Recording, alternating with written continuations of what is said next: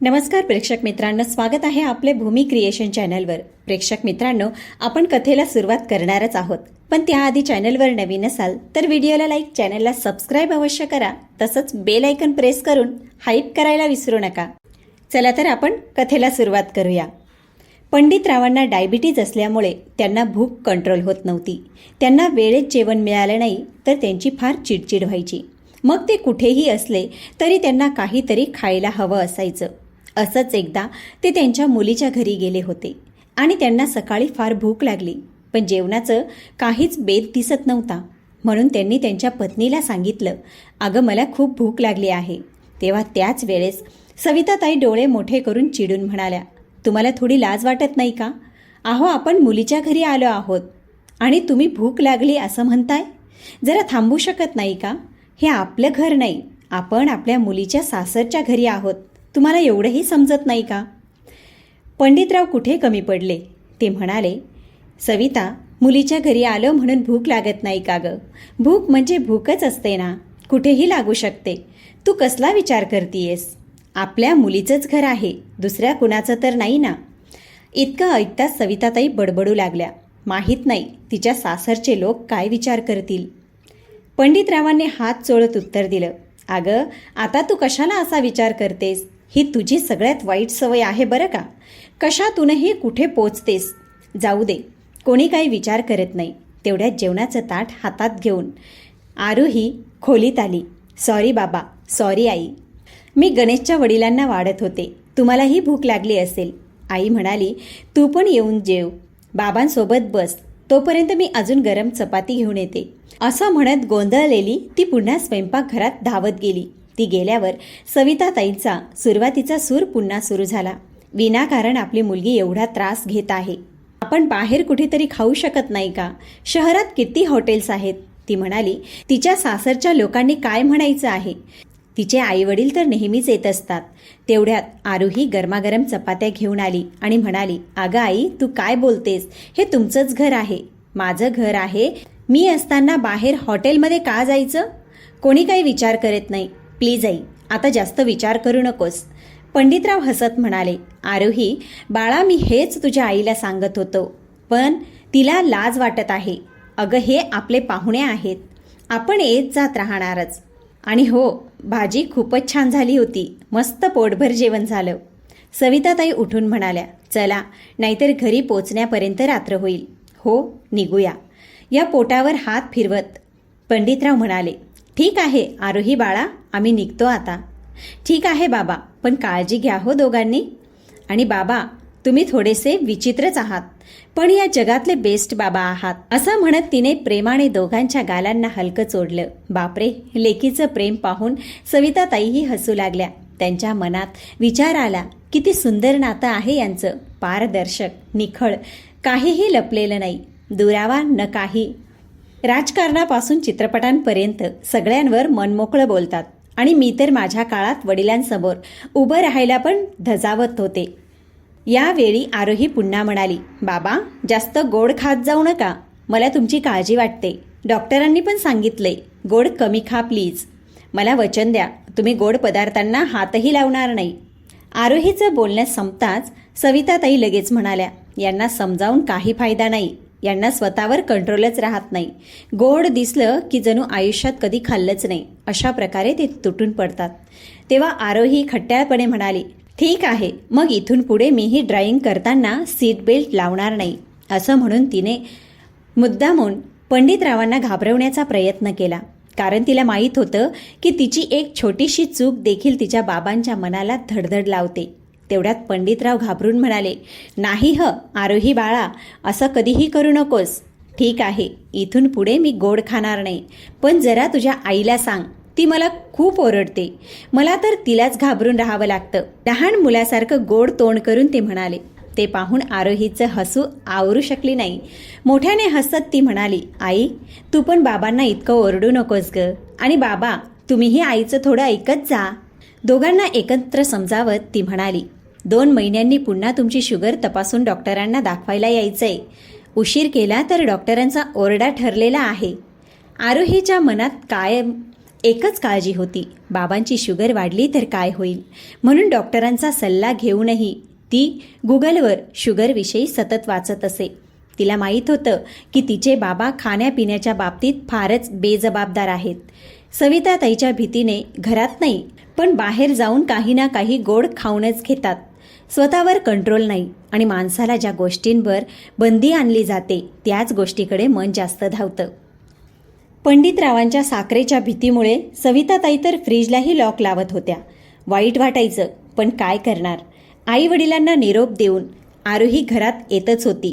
तितक्याच शोभा मामी, सावित्रीताई यांचं बोलणं तिच्या कानावर पडलं. पाय तिथेच थबकले. सावित्रीताई तोंड वाकडं करत म्हणत होत्या, जरासुद्धा लाज शरम नाही या लोकांना. मनाला आलं की तोंड वर करून येतात. हे त्यांच्या मुलीचं सासर आहे, धर्मशाळा नाही. शोभा मामी लगेचच जोडून म्हणाल्या, ताई, मी तर पहिल्यांदाच पाहत आहे मुलीच्या सासरी येऊन असं गचागचा खाताना. किती निर्लज्ज लोक आहेत. आम्ही मुलीच्या घरी गेलो तर पाणीही पित नाही आणि हे बघा. बाप रे बाप, कमालच आहे. सावित्रीताई अधीरपणे म्हणाल्या, हिचे आईबाप तर दर 2 महिन्यांनी डॉक्टरांचं कारण सांगून येतच असतात. सकाळ संध्याकाळ खाऊन पिऊन निघतात. मनाला वाटतं विचारावं का तुमच्या शहरात डॉक्टर नाहीत का, की मुद्दाम इथंच दाखवायला येतात. पण मुलाला वाईट वाटू नये म्हणून गप्प बसते. हे सगळं ऐकून आरोही एकदम स्तब्ध झाली. तिच्या मनात एकच वेदनादायक प्रश्न होता.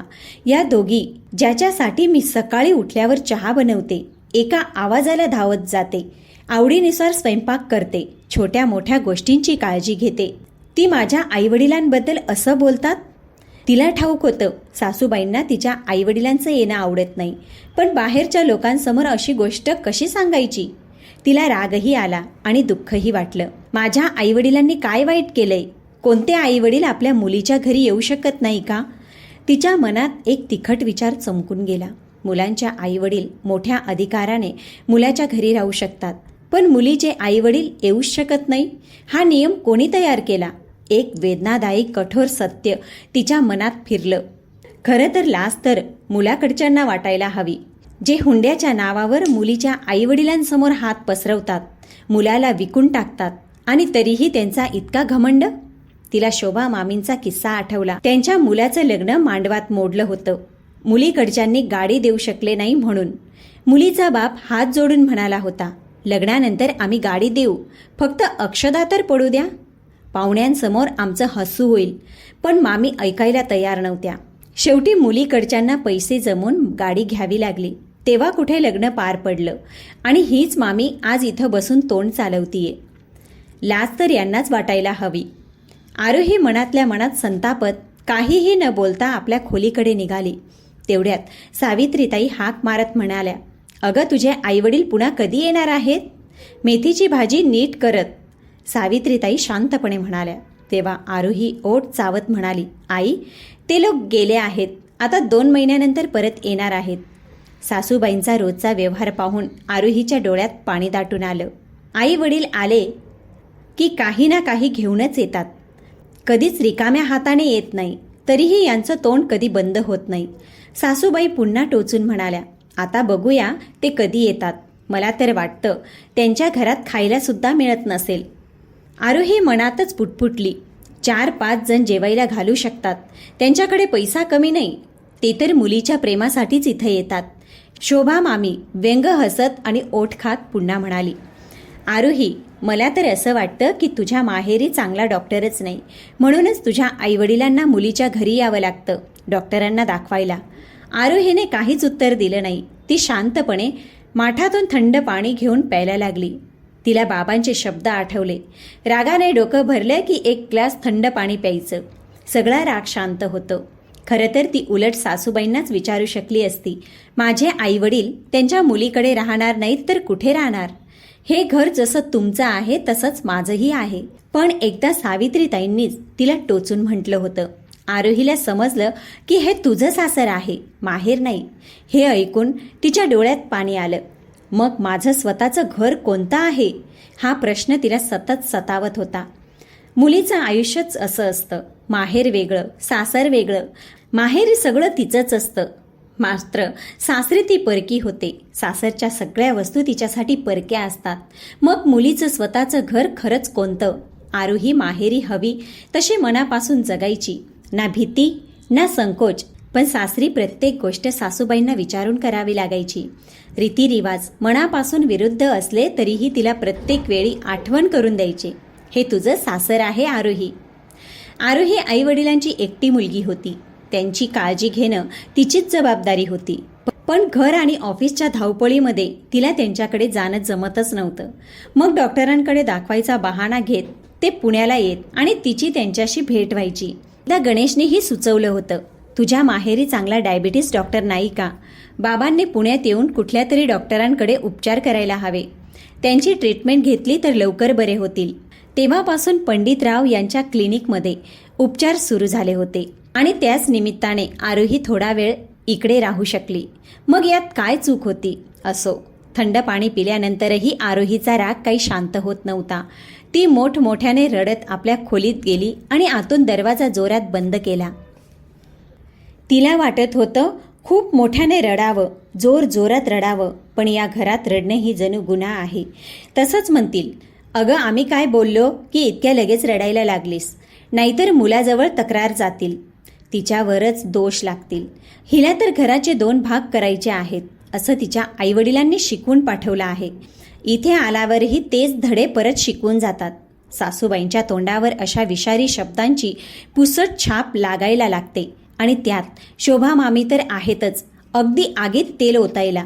स्वतःच्या सुनेशी पटत नाही, मग इथे येऊन सासू सुनेत भांडण लावून तमाशा पाहायचा असतो. त्यांची मानसिकता पण अशीच होती. पण आरुहीला त्यांना संधीच मिळत नव्हती.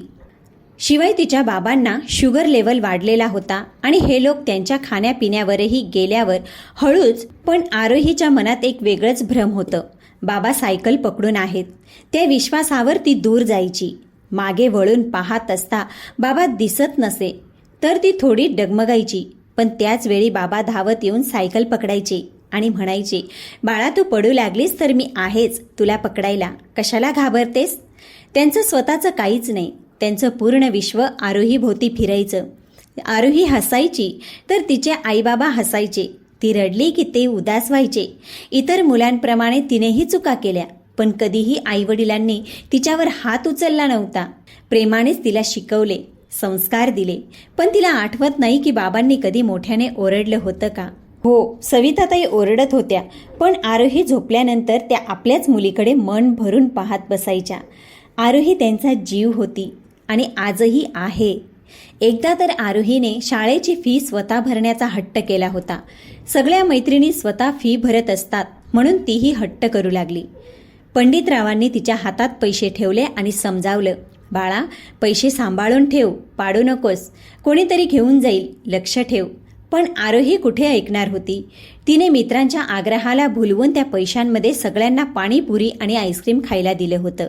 घरी आल्यावर सविताताईंनी तिला समजावलं, पण पंडितरावांनी प्रेमाने सांगितलं, पैसे कष्टाने मिळवायचे असतात, हव्यासापोटी वाया घालवू नये बाळा. तो धडा आरुही अजूनही विसरलेली नाही. बाबा बँकेत क्लार्क होते. पगार फारसा मोठा नव्हता. त्या कमी पगारात घर सांभाळणं खूप कठीण होतं. त्यात वयात आलेली बहीण आणि आजारी आईवडील, सगळ्यांची जबाबदारी त्यांच्यावरच होती. त्यांना 2 भाऊ होते. दोघेही चांगल्या नोकरीला होते, पण त्यांनी आई वडील आणि बहिणीची जबाबदारी घ्यायला स्पष्ट नकार दिला होता. आरुहीला आठवलं, त्यांच्या घरी छोटासा टीव्ही होता. मैत्रिणीच्या घरी खूप मोठा टीव्ही पाहून तिने हट्ट धरला. सविताताईने समजावलं, आता खर्च खूप आहेत, टीव्ही घेणं शक्य नाही. पण हट्टी आरुही कुठं ऐकणार होती. पंडितराव कुठून तरी पैसे जमा करून तो मोठा टीव्ही घेऊन आले. ते म्हणाले, पैसे नक्की परत मिळतील, पण मुलीची एक छोटीशी इच्छा पूर्ण करू शकलो नाही, ही खंत आयुष्यभर माझ्या मनात राहील. पंडितराव तर आपल्या मुलीच्या चेहऱ्यावरचं हसू पाहूनच जगत होते. त्यांचे प्रमोशन होत गेलं, जबाबदाऱ्या हलक्या होत गेल्या आणि बाप लेकीचं नातं दिवसेंदिवस अधिक घट्ट होत गेलं. आरुही आनंदात असली की पंडितरावांच्या जगात आनंद असायचा. आनंद आता कॉलेजचं शिक्षण पूर्ण झाल्यावरच येणार होता. आरुहीने पुण्यातल्या एका मॅनेजमेंट कॉलेजमध्ये ॲडमिशन घेतलं. तिथेच तिची गणेशबरोबर भेट झाली आणि हळूहळू ते प्रेमात पडले. काही महिन्यात दोघांनी लग्नाचा निर्णय घेतला. पंडितराव आणि सविताताईंना या लग्नाविषयी काहीही तक्रार नव्हती. गणेश त्यांच्यासाठी सगळ्या पैलूंनी योग्य वाटला, पण गणेशच्या आईवडिलांना हा लग्नाचा विचार एकदम मान्य नव्हता. सविताताईंना सावळ्या रंगाची आरोही अजिबात आवडली नाही. त्यांना आपल्या मुलासाठी सुंदर गोरी सून हवी होती.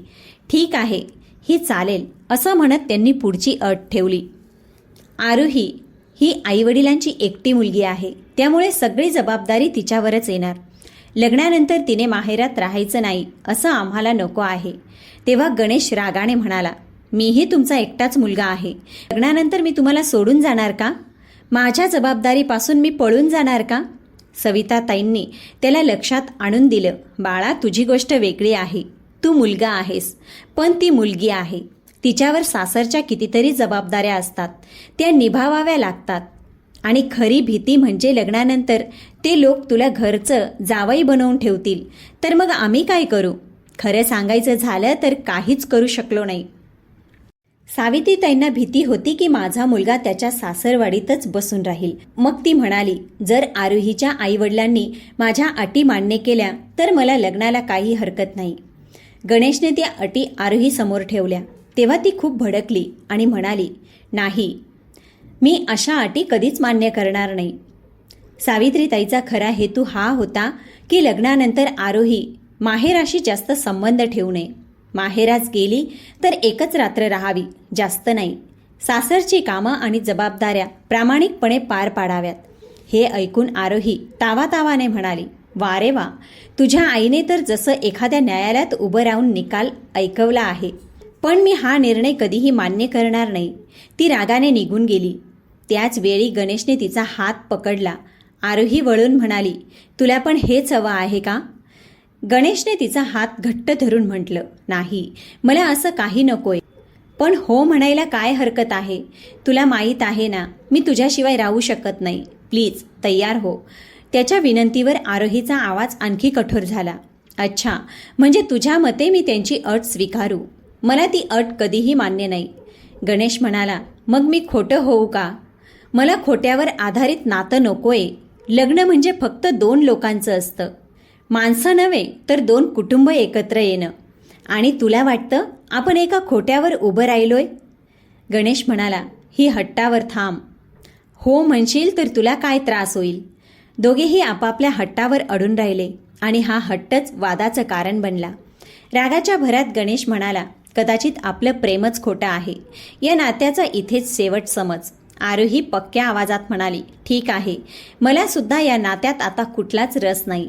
आणि ती तिथून निघून गेली. एका छोट्याशा अटीवरून त्या दोघांमध्ये बोलणं बंद झालं. आरोहीने गणेशचा नंबरही डिलीट केला. पण गणेश आरोहीला विसरू शकला नाही. तिच्या आठवणींनी त्याला सतत त्रास होत होता. तो दारू पिऊ लागला.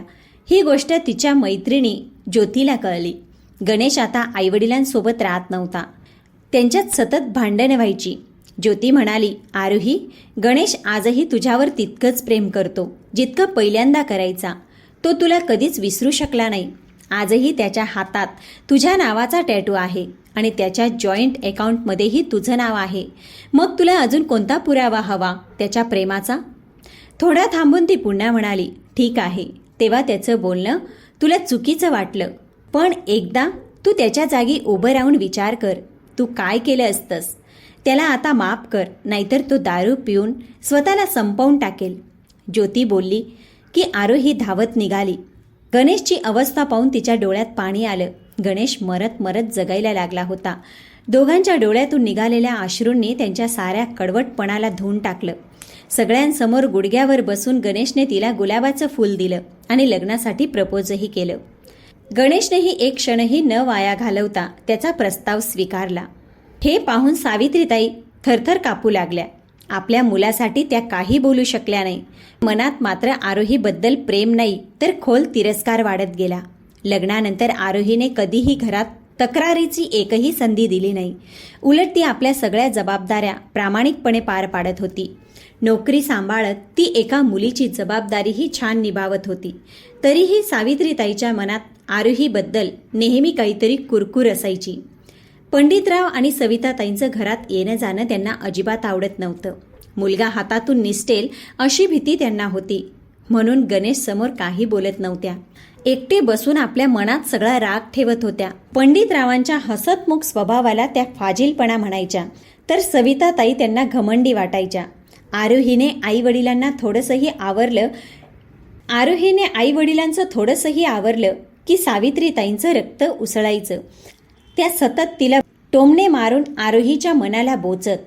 स्वयंपाकघरात आरोही जेव्हा आईवडिलांसाठी चहा बनवायची तेव्हा बाहेरूनच ओरडायच्या, सुनबाई चहा पावडर जरा कमी टाक, महागाई किती वाढलीये, दूध तर सोन्यासारखं झालंय. आणि स्वतःला चहा हवा असला की म्हणायच्या, जरा जास्त चहा पावडर टाक, पाणी कमी टाक. चहासारख्या सगळ्या छोट्या छोट्या गोष्टींसाठी हा इतका हलकटपणा पाहून आरोहीचं मन किती कटू होतं ते सांगायला नको. गेल्या वेळी पंडितराव डॉक्टरांकडे गेले होते. डॉक्टरांनी स्पष्ट सांगितलं होतं की बटाटा साखर खाऊ नका, म्हणून आरोहीने मेथीची भाजी केली होती. पण सावित्रीताईंनी चुकून सगळ्यांच्या ताटातली मेथीची भाजी काढून बटाट्याची भाजी ठेवली होती. आरोही हे सगळं पाहत होती, पण गणेशला यात अडकवून आई मुलांमध्ये वाद निर्माण करून स्वतःला दोषी ठरवायचं नव्हतं. आणि ह्याच गोष्टीचा सावित्रीताईंनी बिनधास्त फायदा घेतला होता. पण जेव्हा तेच लोक आरोहीच्या माहेरी जात तेव्हा पंडितराव आणि सविताताई त्यांना स्वागतासाठी काहीही कमी पडू देत नव्हते. सासरकडचे म्हणून सविताताई वेगवेगळे पदार्थ करून आदरात कुठलीही कमतरता ठेवत नव्हत्या. हे सगळं आठवलं की आरोहीचं मन खूप खट्टू व्हायचं. गणेश मात्र वेगळाच होता. तो पंडितराव आणि सविताताईंना स्वतःच्या आईवडिलांसारखा मानायचा. गणेशला त्यांच्या अशा म्हणण्याने काही फरक पडायचा नाही. त्याला आईचा हा आढाऊ स्वभाव माहीत होता. कधी कधी तो एवढा त्रासलेला असायचा की म्हणायचा, हे घर सोडून कुठेतरी दूर निघून जावंसं वाटतं. पण त्याचा राग शांत करणारी एकटीच व्यक्ती होती, ती म्हणजे आरोही. दिवाळी जवळ आली होती. आरोहीने सगळ्यांसाठी कपडे आणि भेटवस्तू घेतल्या आणि आपल्या आईवडिलांसाठीही नवीन कपडे निवडले. सविताताईसाठी साडी घेतली, अगदी तशीच जशी सावित्रीताईसाठी घेतली होती. पण हीच गोष्ट सविताताईंना एवढी खटकली की त्यांनी साडी तोंडावर आपटतच म्हटलं, मला ही साडी नको, माझी आवड सविताताईंपेक्षा मोठी आहे. हे ऐकून गिरीश संतापून पुढे येणार होता, पण आरोहीने त्याचा हात धरला आणि हलक्या नजरेने इशारा केला, जाऊ द्या.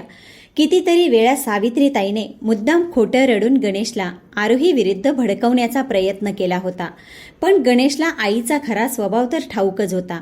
पण उलट आरोही तिला सहन करत होती. तिच्या जागी दुसरी कुणी मुलगी असती तर ती कधीच हे घर सोडून निघून गेली असती. सून कधी सासूला सहन करत नाही म्हणतात. घरात नेहमी ताणतणाव असतो, पण इथे तर अगदी उलट होतं. आरोहीचे आईवडील निघून गेले. दार उघडताच गणेशने काळजीने विचारलं, डॉक्टर, सगळं व्यवस्थित आहे ना?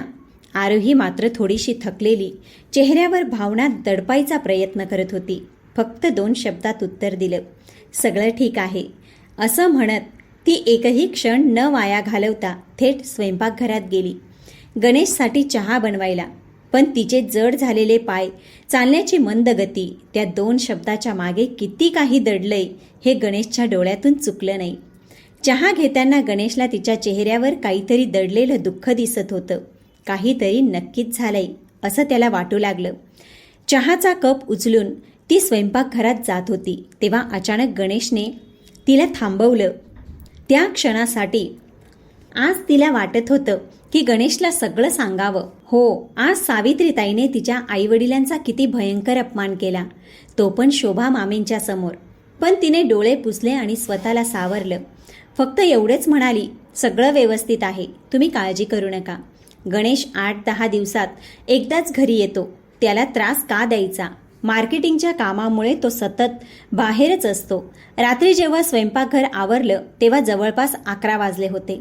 आरोही थकून कोसळल्यासारखी अंथरुणावर पडली. पुस्तक उघडून वाचायला घेतलं, पण डोळे मिटले आणि पुस्तक हातातच राहिलं.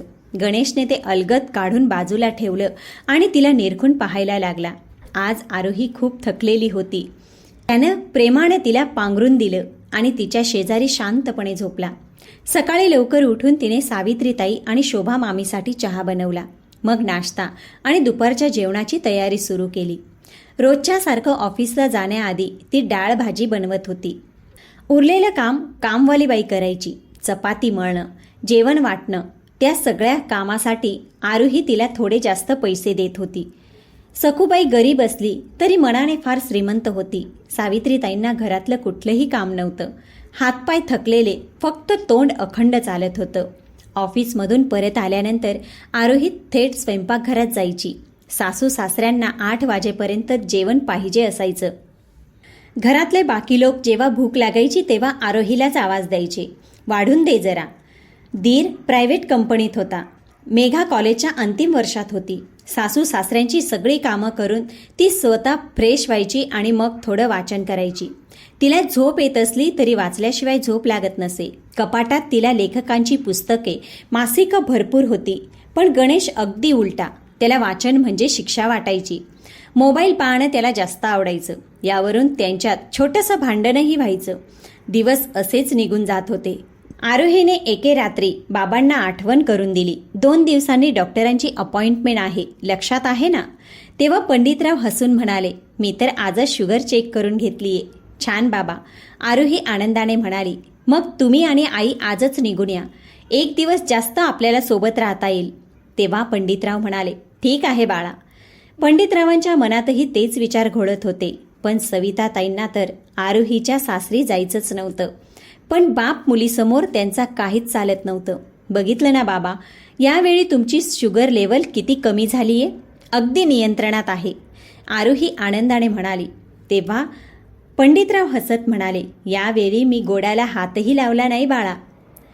नाही बाबा, तुम्ही असंच कंट्रोल ठेवा, सगळं व्यवस्थित होईल बघा. आरोही प्रेमाने म्हणाली आणि वळून आईकडे पाहिलं. मागच्या सीटवर उदास बसलेले सविताकडे पाहून तिने विचारलं, आई, तू कोणत्या विचारात हरवलीयेस? पंडितराव मुश्किलपणे म्हणाले, तुझी आई बाहेरचं दृश्य बघते. पण सविताताईच्या चेहऱ्यावरील उदासी काही कमी होत नव्हती. अचानक त्या म्हणाल्या, यावेळी आरोहीच्या सासरी न जाता आपण एखाद्या हॉटेलमध्ये थांबूया. आरोही दचकली. का? हॉटेलमध्ये का? माझं घर इथेच आहे. तू जसं विचार करतेस तसं काही नाही. फक्त मजेत राहा, चिंता करू नकोस. त्या म्हणाल्या. आरोहीचं बोलणं ऐकून पंडितराव हसले. पण सविताताई मात्र एकदम शांत होत्या. शोभा मामींची खोली रिकामी होती. म्हणून आरोहीने ठरवलं की आईबाबा तिथे आरामात थांबतील. कोणालाही त्रास होणार नाही. शिवाय गणेशनेही सांगितलं होतं की तो लवकर येण्याचा प्रयत्न करेल. पण बहुतेक त्याला कामातून वेळ मिळालेला नसेल असं वाटलं. असा विचार करून आरोहीने गाडी घराच्या दिशेने वळवली. घरी पोहोचल्यावर ती चहा ठेवायला गेली. पण चहा पावडर संपलेली होती. अरे देवा, सकाळी तर होती. मनातच चटक लागली. चहा शक्य नव्हता, म्हणून तिने ठरवलं आधी आईबाबांना जेवण द्यावं. तेही सकाळपासून उपाशी होते. मग नंतर चहा करायचा. किराणा तर फोन केला तरी घरपोच येत होता. त्या दुकानाची सेवा छान होती. आईबाबांना जेवण वाढून बाहेर येत होती. तेवढ्यात सावित्रीताईने जोरात चिरकला. तेवढ्यात सावित्रीताई जोराने ओरडल्या, सुनबाई, हे सगळं किती दिवस चालणार? आरोही थबकली. काय म्हणताय आई?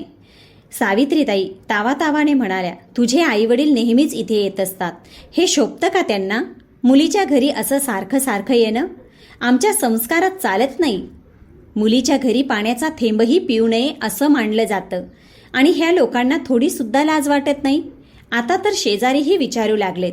खरं सांगू का, मला असं वाटायला लागलंय की सावित्रीताईचा प्रत्येक शब्द आरोहीच्या छातीत जणू खंजिरासारखा घुसत होता. ती पुरतीच थांबू शकली नाही. रक्त सळसळू लागलं. तिला ओरडायचं मन झालं, आई प्लीज शांत बसा. पण सावित्रीबाई शांत बसण्याच्या मनस्थितीत नव्हत्या. जे मनात येत होतं ते सगळं त्या ओकून टाकत होत्या. दुसऱ्या बाजूला जेवत असलेल्या पंडितराव आणि सविताताई पहिला घास घेण्याच्या तयारीत होते. पण हे कडवट शब्द ऐकून थक्क झाले. त्यांच्या हातातील घास हवेतच थांबला. आरोहीच्या छातीत धडधड वाढली. आईबाबांनी ऐकलं तर? ती लगेचच त्यांच्या खोलीत धावत गेली. आई, बाबा, तुम्ही खात का नाही? भाजी आवडली नाही का? असं तिने शांत आवाजात विचारलं. शक्य तितकं वातावरण तिने शांत ठेवण्याचा प्रयत्न केला. त्यावेळेस पांघरून घालण्यासाठी ती पुढे म्हणाली, सासूबाई विचारत होत्या डॉक्टर काय म्हणाले. तेव्हा आरोहीने गोष्ट लपवण्याचा शेवटचा प्रयत्न केला. बस आरोही, पुरे झालं. सविताताई घास ताटात ठेवत उभ्या राहिल्या. मी म्हणाले होते ना, आपण हॉटेलला थांबू, पण तू ऐकलंच नाहीस. तुला आमची इज्जत घालवायची आहे का? तेव्हा पंडितराव संतापून ओरडले, सविता गप्प बस, तू काहीही बोलू नकोस. मग ते आरोहीकडे वळले. आरोही बाळा, काही झालं नाही, तू काळजी करू नकोस. नातेवाईकांमध्ये असं होतच असतं. आम्ही निघतो आता. मला एक महत्त्वाचं काम आठवलं, म्हणून आम्हाला जावं लागेल. आरोही आश्चर्यचकित होऊन म्हणाली, का बाबा? पंडितराव मुलीच्या खांद्यावर हात ठेवून बोलत होते, पण त्यांच्या ओल्या डोळ्यात एका मुलीच्या बापाचं असहाय्यपण स्पष्ट दिसत होतं.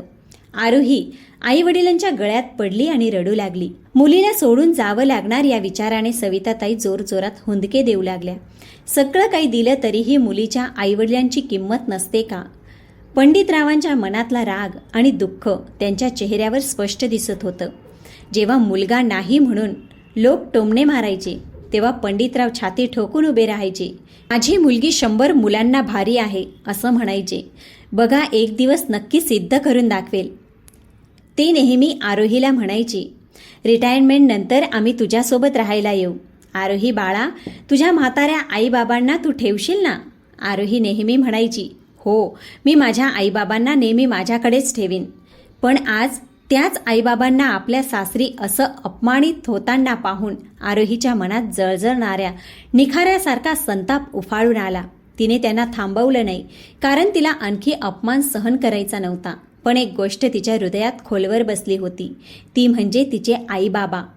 काहीही न खाता घराबाहेर निघाले होते. आपण जनावराला खायला घालताना त्याच्या डोक्यावरून हात फिरवतो, पण आज सावित्रीताईंनी सगळ्या मर्यादा ओलांडल्या होत्या. आईबाबा निघून गेल्यावर सावित्रीताई नेहमीप्रमाणे आपल्या मैत्रिणींना घेऊन हरिपाठाला गेल्या.